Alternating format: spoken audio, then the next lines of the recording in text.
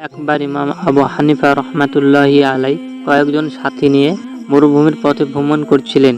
পায়ের নিচে উত্তপ্ত বালি আর চারিদিকে নিঃশব্দতা। হঠাৎ দূরে বালির ঢেলার আড়াল থেকে দেখা গেল এক বিশাল সিংহ আসছে।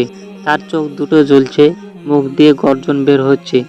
ধীরে ধীরে সে কাফেলার দিকে এগিয়ে এলো। সাথে থাকা লোকজন আতঙ্কিত হয়ে চিৎকার করতে লাগলো। কেউ দৌড়ে পালাতে চাইলো, কেউ প্রাণ বাঁচাতে ছুটছে।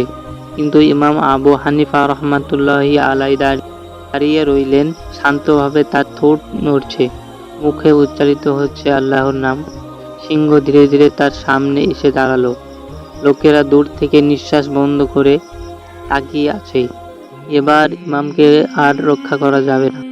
কিন্তু অবিশ্বাস্য ঘটনা ঘটল। সিংহ আর গর্জন করলো না, বরং ধীরে ধীরে মাথা নিচু করে বসে রইল। ইমাম আবু হানিফার সামনে যেন সে তার প্রতি সম্মান জানাচ্ছে। ইমাম মমতার সুরে বললেন, তুমি আল্লাহর সৃষ্টি, আমরা আল্লাহর পথে এসেছি, কারো ক্ষতি করো না, ফিরে যাও তোমার বনে। সাথে সাথে সিংহটি আস্তে আস্তে উঠে দাঁড়ালো, পিছন ফিরে মরুভূমির দিকে চলে গেল। ভিডিওটা ভালো লাগলে লাইক শেয়ার করুন, কমেন্টে জানান কেমন লাগলো।